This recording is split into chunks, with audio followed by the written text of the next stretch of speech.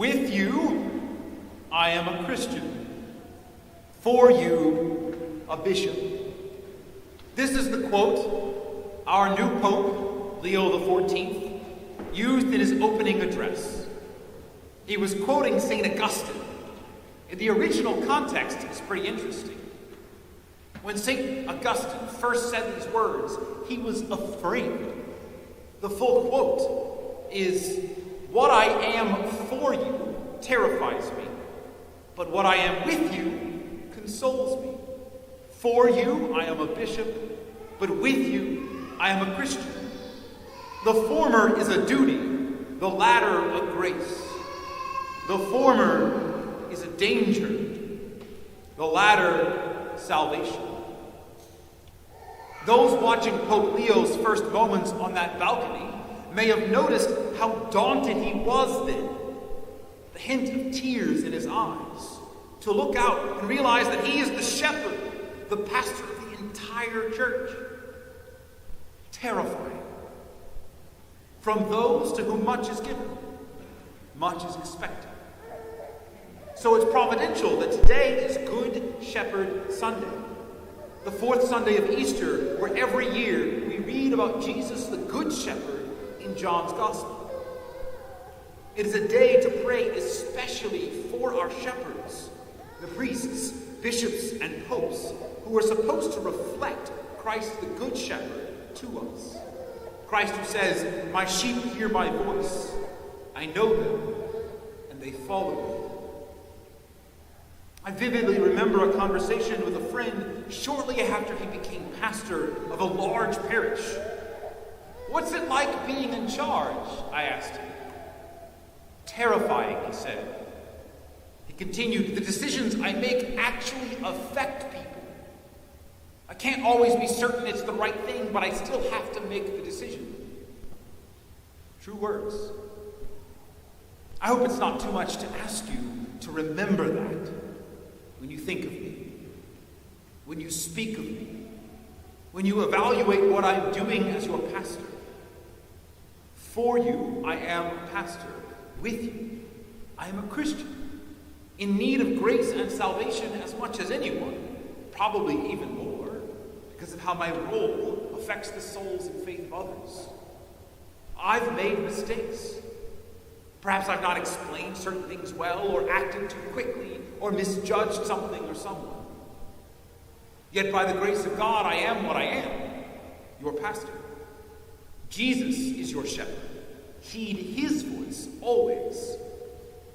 Only don't confuse the voice of the majority, the voice of friends, or your own voice, with the voice of Jesus. Some of what Pope Leo XIV is going to say and do will be things you don't like, but will still be the voice of Jesus, at least some of the time. The same goes for me as your pastor. I hope you know that despite my failures and weaknesses, I sincerely strive to do his will for your good. Please extend that grace to me now for what I'm about to say and for my continued ministry here. Also, please excuse the extra long homily today. I wasn't planning on having to talk about the Pope in addition to this. It won't be a habit, I promise. A year ago today, at our First Communion Mass, a young man attempted to enter our church with loaded guns. He was stopped just inside the door, surrendered his weapons, and the police were called. When the police arrived, they were told that there was someone else planning to harm the priests of this community, and that prompted a search. As rumors and whispers filtered through the congregation, fear and confusion took hold. That Mass never did conclude properly. Fortunately, there was no other attacker. No one was injured, and everyone eventually went home. But that experience of fear, of danger and uncertainty, that did hurt many people. It left a mark on the hearts and minds of those present, and it left a mark on our community. In the days and weeks that followed, some of the responses were good and helpful. Some mistakes were made as well.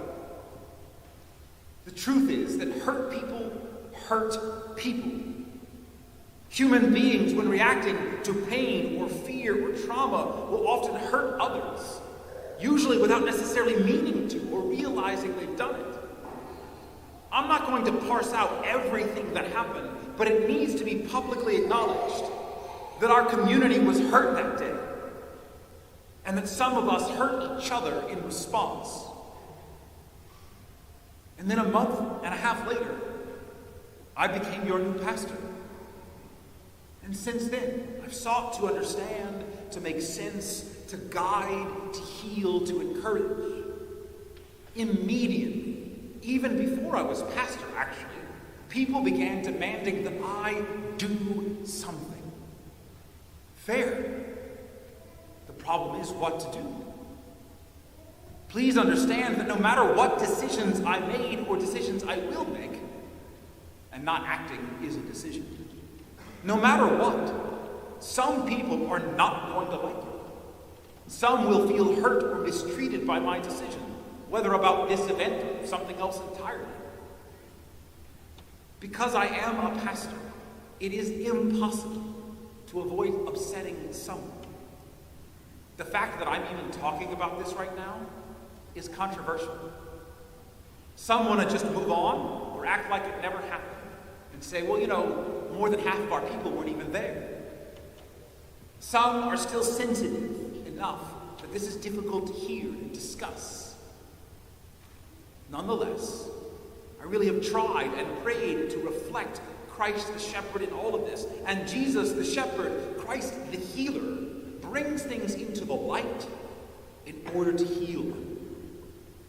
Without overdoing it, I think it's necessary to shed light on the whole situation, to cast out shame, and honestly face it with faith and hope and love that come from God.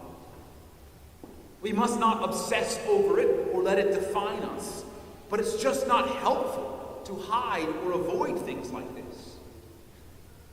Gossip is destructive, but when dealing with trauma and confusion, it's necessary to acknowledge it and to have the appropriate channels to talk and think through these things. So because rumors and uncertainty can complicate all of this, let me lay out what we've done. I know the response of the police and the legal system were a factor, but that's beyond my power to address. So here's what we did. Counselors were brought in. Contact information for professional help was distributed on multiple occasions. I hosted a listening session for those involved. I've had many private conversations. It's part of the reason I'm giving this homily now. We hired security for Sundays and major events.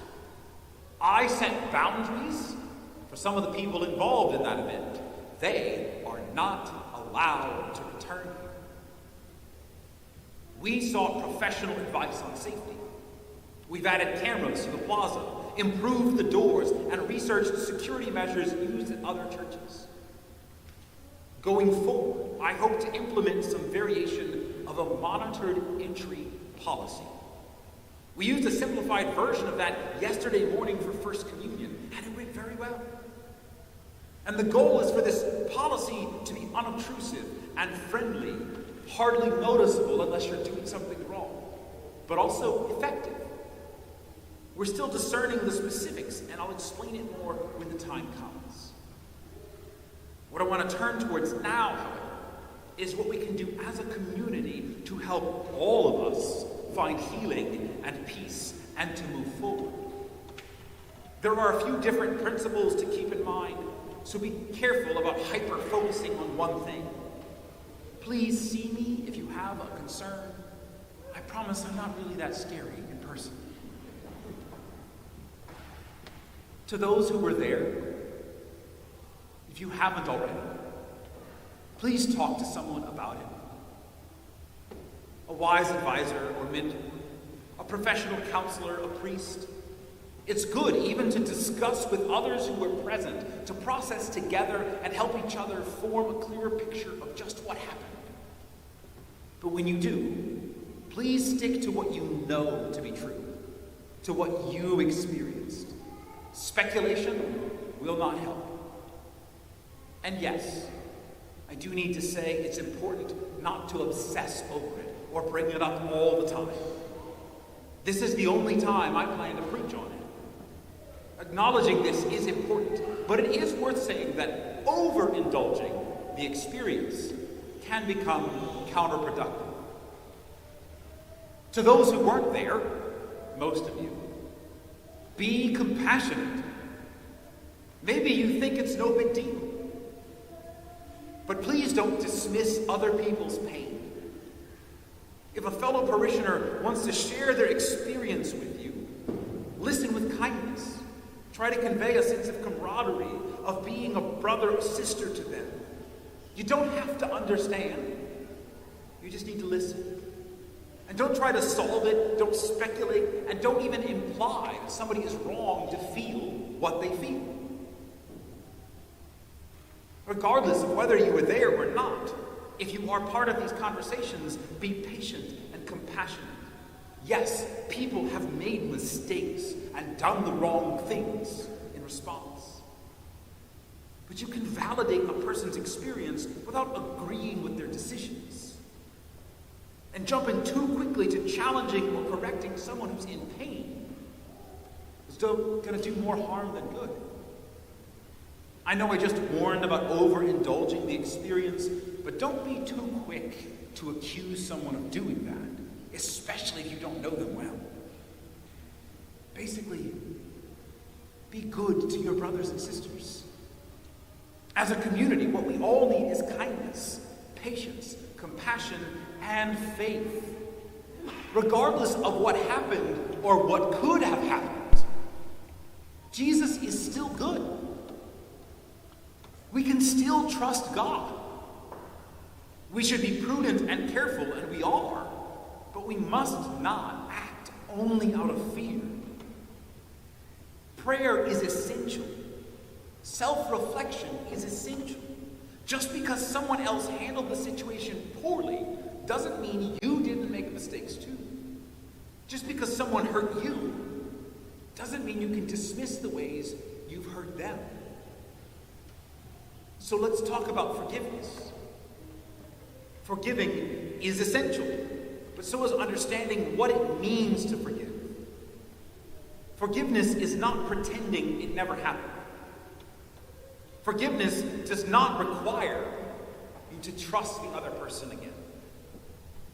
Forgiveness is not always reconciling with them. Forgiveness is not downplaying how much it hurt. Forgiveness is ultimately the decision to release your claim on their spiritual debt. That isn't always easy, because that costs us in some way. If someone borrows $1,000 from me and never repays it, I can forgive the loan, but that does mean I'm out $1,000. Unlike forgiving money, however, forgiving another person's sin against you will never cost you more than you can afford, because God's grace and love are infinite. You know the cost, but by His grace, you can afford to let it go. So I would be failing my duty as a Catholic priest if I didn't tell you that you need to forgive. Don't confuse forgiveness with trust or friendship or feelings. We need to forgive the young man who hurt us 1 year ago. Perhaps you also need to forgive fellow parishioners. Perhaps you need to forgive the police, the lawyers, the civic leaders, the bishop, Father Nick, Father Louis, one of the staff, me. Perhaps you need to forgive yourself. Or maybe you need to forgive someone for something else unrelated to this. Maybe you need to forgive me for something unrelated to any of that. Whoever or whatever it is, remember that forgiving others heals you. It doesn't disregard the pain or the evil. What forgiveness does is invite something greater into the midst of pain and evil. Forgiveness is a choice, and it's one you often have to make repeatedly or in small steps. Even if you can't yet say, I forgive so-and-so for, which is the goal, you can at least pray, God, I want to forgive so-and-so. Help me to forgive them. Don't focus on how you feel about that decision. Focus simply on making the choice to do it. And remember, forgiving someone does not mean you no longer have boundaries for them. You do not have to like them or trust them, but you do need to forgive them and not seek vengeance. Not always, but in some cases, starting with this forgiveness will then clear your vision enough to see what else is possible, to see where perhaps trust could be rebuilt, new lessons learned, perspectives changed, relationships restored, communities renewed. But the resentment has to go. Resentment is poison. It kills relationships. It undermines faith. It blocks love and healing. It divides communities. Resentment is drinking poison and hoping the other person dies. And forgiveness is the only antidote, the one that our Good Shepherd offers us and commands us to take. Heed the voice of the shepherd, so no one can take you out of the Father's hand. Like Pope Leo on that balcony, I sometimes find it daunting to look out at you, my people, and realize what I am for you. To realize my responsibility in helping to shepherd you through not only what happened last year, but the 10,000 other concerns and trials of living as a Catholic today in Abbeville, Louisiana. For you, I am a pastor, a poor reflection of the Good Shepherd, and that terrifies me. But with you, I am a Christian, and that thrills me. To have you as brothers and sisters, fellow Christians who forgive and are forgiven, who suffer and are healed, who die and are raised to life. Together, we are saved in Jesus Christ, and no one can take that away from us. So may that gift triumph over all the rest, and by His grace, may we make that truth known to the rest of the world.